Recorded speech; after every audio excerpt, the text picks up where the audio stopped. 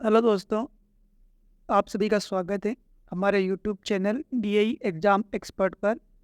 आज के इस वीडियो में हम एनपीएसएल मद्रास साइट पर जो आपके केट सेकंड का एग्ज़ाम पैटर्न और सिलेक्शन प्रोसेस रहने वाला है उसके बारे में बात करेंगे। जो भी कैंडिडेट चैनल पर पहली बार आए कृपया चैनल को सब्सक्राइब जरूर करें ताकि आपको फ्यूचर में हर प्रकार की अपडेट्स मिलती रहें।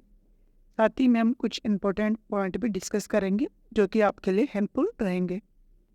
तो आइए शुरू करते हैं आज की इस वीडियो को। सिलेक्शन प्रोसेस, यहाँ पर आप नेम ऑफ पोस्ट देख सकते हैं। Stipendiary trainee technician STTM cat second. आपके कैट सेकंड के अंदर कौन कौन से कैंडिडेट आते हैं? तो कैट सेकंड के अंदर प्लांट ऑपरेटर जो कि 12th पीसीएम से पास आउट होते हैं। इसके अलावा मेंटेनर के अंदर आते हैं आईटी कैंडिडेट्स जिन्होंने किसी भी ट्रेड से आईटी किया होता है, तो वो कैंडिडेट मेंटेनर के अंदर अप्लाई करते हैं। तो आपके इसका सिलेक्शन प्रोसेस क्या है? तो सिलेक्शन प्रोसेस आप यहाँ से देख सकते हैं। आपके 3 स्टेज एग्ज़ाम कंडक्ट होते हैं। Stage 1 preliminary test. जो कैंडिडेट इसमें शॉर्ट लिस्टेड होते हैं वो कैंडिडेट स्टेज 2 एग्ज़ाम में अपीयर होते हैं। तो आपको स्टेज 1 को ओनली क्वालिफाई करना रहता है। इसके अंदर आपसे 50 एमसीक्यू क्वेश्चन पूछे जाते हैं। आपको 1 आवर का टाइम मिलता है और जो आपसे क्वेश्चन पूछे जाते हैं उसमें मैथ, साइंस और जनरल अवेयरनेस के क्वेश्चन पूछे जाएंगे। मैथ्स के 20 क्वेश्चन, साइंस के 20 क्वेश्चन और जनरल अवेयरनेस के 10 क्वेश्चन। तो यहाँ पर आपको टाइम कितना मिलता है? 1 आवर। और मैक्सिमम मार्क्स कितने हैं? 150। और करेक्ट क्वेश्चन के आपको कितने नंबर मिलेंगे? 3 नंबर। और इनकरेक्ट आंसर पर कितने नंबर कटेंगे? तो 1 नंबर। और यहाँ पर यदि आप किसी क्वेश्चन को छोड़ते हैं तो उसका कोई भी मार्क्स नहीं कटेगा। और test will be conduct in single multiple session depending upon logistic requirement. तो आपके सिंगल स्टेज और मल्टीपल स्टेज में एग्ज़ाम कंडक्ट हो सकते हैं। अभी आपके जो एडमिट कार्ड आए हैं उनमें आपके जितने भी एग्ज़ाम हैं सभी सिंगल स्टेज में कंडक्ट करवाए जा रहे हैं। और जैसा कि आप जानते हैं कि आपके स्टेज 1 और स्टेज 2 का एग्ज़ाम एक ही दिन कंडक्ट होगा और आपको बीच में 45 मिनट का टाइम दिया गया है। इसके अंदर आपको ओएमआर फिल करनी होगी। क्वेश्चन पेपर आपसे कलेक्ट किए जाएंगे, स्टेज 1 के, स्टेज 2 के आपको दिए जाएंगे। तो 45 मिनट के अंदर वो प्रोसेस कंप्लीट करवाई जाएगी और आपका जो फाइनल सिलेक्शन होगा वो स्टेज 2 ओएमआर के आधार पर होगा। और स्टेज 1 में आपको ओनली क्वालिफाई करना रहेगा। और जो कैंडिडेट स्टेज 1 में क्वालिफाई करेंगे उन्हीं की स्टेज 2 की ओएमआर शीट चेक की जाएगी। पहले ऐसा होता था कि आपके पहले स्टेज 1 एग्ज़ाम कंडक्ट होता था, उसके बाद उसका रिजल्ट जारी किया जाता था और रिजल्ट आने के बाद जो कैंडिडेट क्वालिफाइड होते थे उनको स्टेज 2 एग्ज़ाम में बिठाया जाता था। पर अब कुछ चेंज हुआ है। आपके स्टेज 1 और स्टेज 2 दोनों एग्ज़ाम एक ही दिन कंडक्ट होंगे और जो कैंडिडेट स्टेज 1 में क्वालिफाई करेंगे उन्हीं की स्टेज 2 की ओएमआर शीट चेक की जाएगी। क्वालिफाइंग स्टैंडर्ड इस प्रकार हैं। जनरल कैटेगरी के लिए 40% मार्क्स और अदर रिजर्व कैटेगरी के लिए 30% मार्क्स। अब हम बात करते हैं एडवांस टेस्ट की।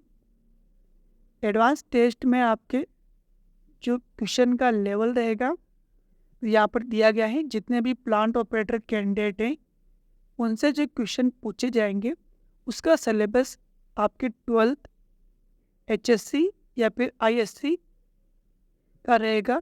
यानी कि आपसे 11th और 12th में से क्वेश्चन पुटअप किए जाएंगे और आपका जो सिलेबस रहेगा वो आपके एनसीईआरटी बेस रहेगा।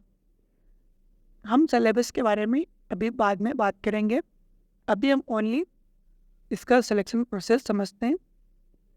और जो आईटीआई कैंडिडेट है तो उनका जो एग्ज़ाम का लेवल रहेगा, उन्होंने जिस भी ट्रेड से अप्लाई किया था उस ट्रेड के क्वेश्चन आपसे पुटअप किए जाएंगे। इसमें भी आपसे 50 क्वेश्चन पूछे जाएंगे। प्रत्येक क्वेश्चन के 3 नंबर दिए जाएंगे।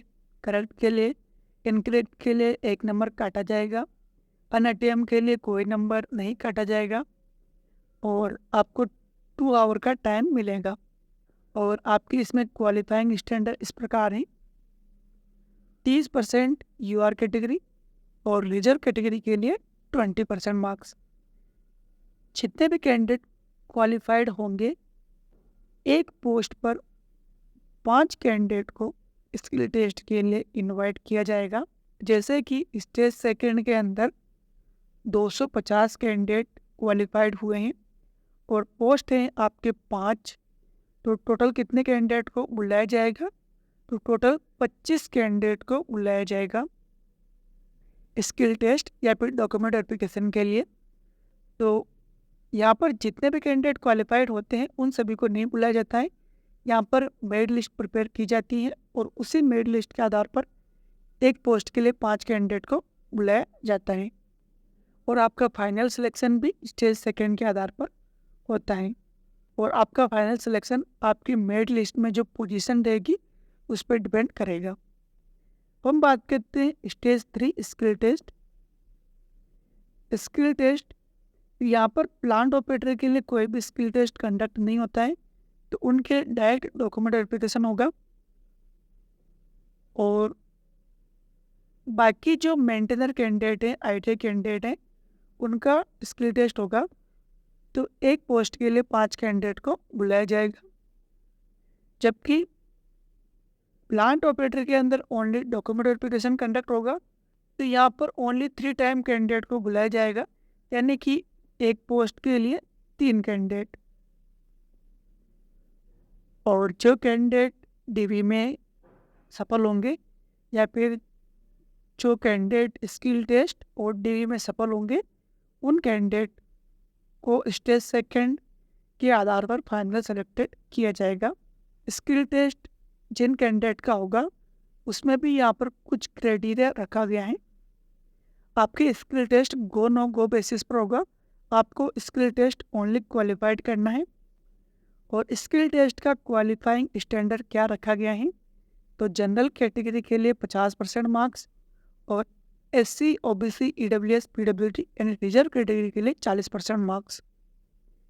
यदि आपकी 40% और जनरल कैटेगरी वाले के 50% मार्क्स आते हैं स्किल टेस्ट के अंदर, तो ही उनको स्टेज सेकंड के आधार पर फाइनल सेलेक्टेड किया जाएगा। यदि आप स्किल में क्वालिफाइड नहीं कर पाते हैं तो आपको एग्ज़ाम से बाहर कर दिया जाएगा, चाहे आप एग्ज़ाम के टॉपर क्यों ना हो। इसलिए आपके स्टेज 1, स्टेज सेकंड और स्टेज थर्ड तीनों ही इम्पोर्टेंट है, क्योंकि स्टेज 1 और स्टेज थर्ड को क्वालिफाइड करना रहता है और स्टेज सेकंड के आधार पर आपका फाइनल सिलेक्शन होता है। अब हम बात करते हैं कि आपने प्लांट ऑपरेटर का या फिर मेंटेनर का सिलेक्शन प्रोसेस पहले भी देखा होगा, पर आप सभी ने एक बात नोटिस की होगी कि आप हर साइड पर एग्ज़ाम के लिए जाते हैं, तो आपको हर साइड पर एग्ज़ाम का जो लेवल है वो आपको अलग देखने को मिलता है और एग्ज़ाम पैटर्न सेम रहता है, पर उसमें जो क्वेश्चन पुटअप किए जाते हैं उसमें चेंजेस आपको देखने को मिलते हैं। कहीं पर आपका एग्ज़ाम बहुत ही इजी होता है और कहीं पर आपका एग्ज़ाम हार्ड होता है, जबकि आपके सब जगह सिलेक्शन प्रोसेस सेम है। फिर ये डिफरेंस किस कारण से आता है? यदि आप इस कारण को समझ पाएंगे तो आप आगे जाकर जिस भी एग्ज़ाम में अपेयर होंगे उसमें आप आसानी से सफलता प्राप्त कर सकते हैं। हम जनरली यहाँ पर बात करेंगे प्लांट ऑपरेटर की। प्लांट ऑपरेटर में आपको हर साइड पर अलग एग्ज़ाम पैटर्न देखने को मिलता है। कहीं पर आपको जनरल एग्ज़ाम पैटर्न देखने को मिलता है। जनरल के अंदर आपसे जनरल फिजिक्स, केमिस्ट्री और मैथ्स के क्वेश्चन पूछे जाते हैं। मैथ्स में भी आपके जो एसएससी टाइप या फिर रेलवे के अंदर जो क्वेश्चन पूछे जाते हैं उसी टाइप से आपसे क्वेश्चन पूछे जाते हैं। इसमें इसमें बेसिक मैथ और एडवांस मैथ्स के क्वेश्चन पूछे जाते हैं। और जहाँ पर आपके एग्ज़ाम का पैटर्न एनसीईआरटी बेस होता है, वहाँ पर आपसे जो क्वेश्चन पुटअप किए जाएंगे वो क्वेश्चन पुटअप किए जाएंगे फिजिक्स, केमिस्ट्री और मैथ्स। ये आपके एनसीईआरटी से क्वेश्चन पुटअप किए जाएंगे और इसमें आपसे न्यूमेरिकल भी पूछे जा सकते हैं फिजिक्स और केमिस्ट्री के अंदर।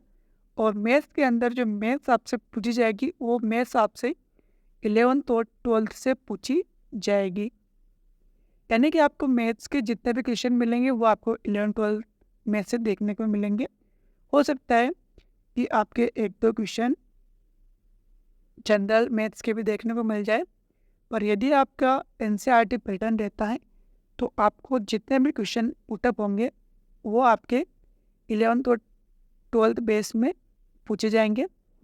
और जहाँ पर भी एनसीईआरटी बेस एग्ज़ाम पैटर्न रहता है वहाँ पर जो आपकी कट ऑफ रहती है वो कट ऑफ आपकी रहती है 90 से 120।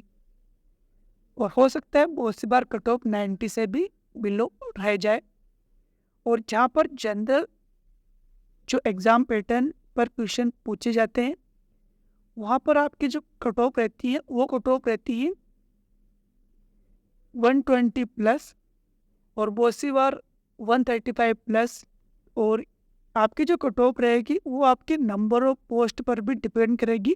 जहाँ पर नंबर ऑफ पोस्ट ज़्यादा होती है वहाँ पर कट ऑफ थोड़ी कम रहती है, जहाँ पर नंबर ऑफ पोस्ट कम रहेगी वहाँ पर कट ऑफ ज़्यादा रहेगी। तो इसी के आधार पर हर साइड पर जो एग्ज़ाम का लेवल रहता है वो अलग अलग रहता है। तो जो मेरा पिछली बार का एक्सपीरियंस था जब मैंने एनपीसीएल प्लांट ऑपरेटर का एग्ज़ाम दिया था पिछली बार, उस टाइम पर कौन से लेवल के क्वेश्चन पूछे गए थे और उसका बेस क्या रहा था वो एक्सपीरियंस मैं आपके साथ में शेयर करने वाला हूँ। जब मैंने पिछली बार एग्ज़ाम दिया था तो हमसे जो क्वेश्चन पूछे गए थे वो क्वेश्चन पूछे गए थे एनसीईआरटी बेस पर। और हमसे जो क्वेश्चन पूछे गए थे वो फिजिक्स, केमिस्ट्री, मैथ से पूछे गए थे और सारे क्वेश्चन आपके 11th और 12th में से पूछे गए थे। और हमारे इसकी जो कट ऑफ रही थी लगभग हमारे जो मैक्सिमम मार्क्स रहे होंगे कैंडिडेट के वो रहे होंगे 110 और बाकी जो कैंडिडेट हैं उनके 90 या फिर 90 से कम रहे थे। और जो कट ऑफ रही थी लगभग वो आपके बिलो 100 रही थी, यानी कि आपकी जितनी भी कैटेगरी थी उसकी कट ऑफ 100 से कम रही थी। पिछली बार कितनी पोस्ट थी? तो पिछली बार पोस्ट थी 11 पोस्ट थी टोटल, जिसमें आपके जनरल की 6 से 7 पोस्ट थी, ओबीसी की 1 और SC ST और AWS की 1-1 पोस्ट थी लगभग। और उसमें जो क्वेश्चन पूछे गए थे वो क्वेश्चन भी मैं आपको जैसे मेरे को टाइम मिलेगा मैं आपको प्रोवाइड करूँगा। आपके जो एग्ज़ाम है वो 7 जुलाई को है प्लांट ऑपरेटर कैंडिडेट का। तो मैं कोशिश करूँगा कि 7 जुलाई तक जितने भी वीडियो मैं अपलोड कर सकूँ उस एग्ज़ाम पैटर्न पर अपलोड करने की कोशिश करूँगा। इससे पहले भी मैंने आपके फिजिक्स, केमिस्ट्री और मैथ्स के अंदर वीडियो अपलोड किए हुए हैं BRC प्लांट ऑपरेटर या फिर प्लांट ऑपरेटर क्रैश कोर्स के अंदर। फिजिक्स के शायद मैंने 3 से 4 वीडियो अपलोड किए हैं। केमिस्ट्री के मैंने 11 या 12 वीडियो अपलोड किए हुए हैं और मैथ्स का मैंने अभी तक 1 वीडियो अपलोड किया है। उसके अंदर मैंने जो इम्पोर्टेंट क्वेश्चन है और जो क्वेश्चन पूछे जा सकते हैं वो क्वेश्चन मैंने आपको अपलोड कर रखे हैं, आप जाकर इनको चेक कर लेना। और आगे भी मैं इसी पैटर्न पर आपको वीडियो प्रोवाइड करने की कोशिश करूंगा जिससे मेरे को टाइम मिलेगा, पर आप जाकर इन वीडियो को ज़रूर चेक कर लेना। ये वीडियो हमारे playlist BRC plant operator crash course या फिर प्लांट ऑपरेटर क्रैश कोर्स के अंदर आपको देखने को मिल जाएंगे।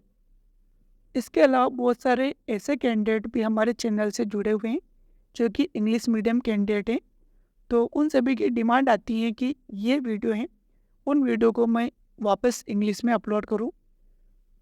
तो मैं इन वीडियो को इंग्लिश में अपलोड नहीं कर पा रहा हूं क्योंकि मैं भी एक हिंदी मीडियम स्टूडेंट हूं। तो मैं आपको सारे वीडियो इंग्लिश में प्रोवाइड नहीं कर पाऊंगा क्योंकि इसमें बहुत टाइम लगता है और टाइम की कमी होने के कारण ये जो वीडियो है ये आपको ओनली हिंदी में अवेलेबल रहेंगे। आगे भी मैं आपको वीडियो प्रोवाइड करता रहूँगा।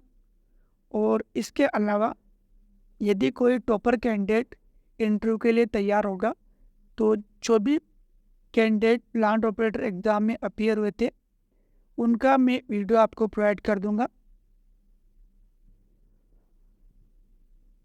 ताकि आपको इस एग्ज़ाम की प्रिपरेशन करने में हेल्प मिल सके। और आपको ज़्यादा से ज़्यादा फोकस किस बात पे करना है, आपको ज़्यादा से ज़्यादा एनसीईआरटी में 11th और 12th में से जो क्वेश्चन पुटअप किए जाते हैं आपको उन क्वेश्चन को अच्छे से कंप्लीट करना है। एनसीईआरटी के साथ में आपको जनरल फिजिक्स, केमिस्ट्री और मैथ के जो ऐसे क्वेश्चन हैं जो एनसीईआरटी और जनरल दोनों में कॉमन रहते हैं उन क्वेश्चन को करना है क्योंकि कुछ कॉमन क्वेश्चन भी पूछे जाएंगे और बहुत से क्वेश्चन ऐसे होते हैं जो हर बार हर एग्ज़ाम में रिपीट होते हैं। तो ऐसे क्वेश्चन को आपको नोट करना है और वो क्वेश्चन आपसे पूछे जाएंगे। एग्जाम्पल के लिए हम यहाँ पर एक क्वेश्चन लेने वाले। फिजिक्स का एक क्वेश्चन है कि किस तापमान पर फ़ारेनहाइट और सेल्सियस जो पैमाना है उसका मान समान होता है। इसका करेक्ट आंसर है -40 डिग्री पर।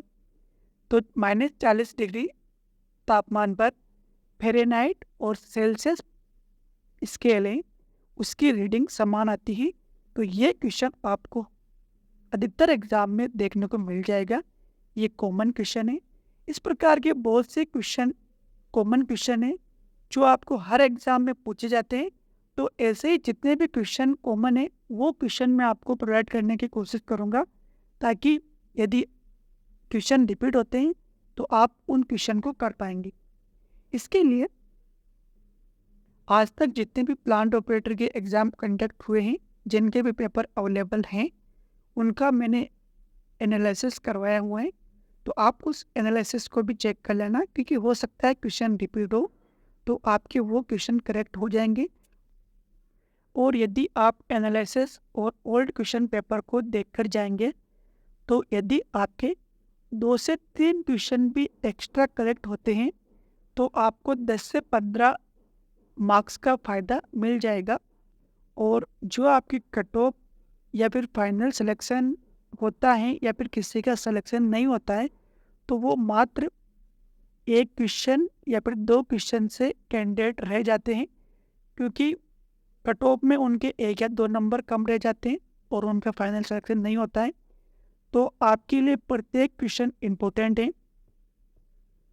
और सबसे ज़्यादा आपको क्वेश्चन पेपर को किस प्रकार से अटेम्प्ट करना है उस बात को आपको ध्यान में रखना है कि आपको कितने क्वेश्चन अटेम्प्ट करने हैं और किस प्रकार से आपको अटेम्प्ट करना है। और आपको एग्ज़ाम के अंदर क्वेश्चन किस प्रकार से अटेम्प्ट करने हैं, कितने क्वेश्चन अटेम्प्ट करने हैं, उसका कंप्लीट वीडियो मैं आपको अगले वीडियो में प्रोवाइड करूँगा। इसलिए जो भी कैंडिडेट प्लांट ऑपरेटर वाले हैं या फिर K2 मेंटेनर वाले कैंडिडेट हैं, K1 वाले कैंडिडेट हैं, वो सभी कैंडिडेट हमारे चैनल को सब्सक्राइब कर सकते हैं। फ्यूचर में जितनी भी अपडेट आएगी उसकी इन्फॉर्मेशन मैं आपको प्रोवाइड करता रहूँगा। आज की इस वीडियो में इतना ही। Thank you so much.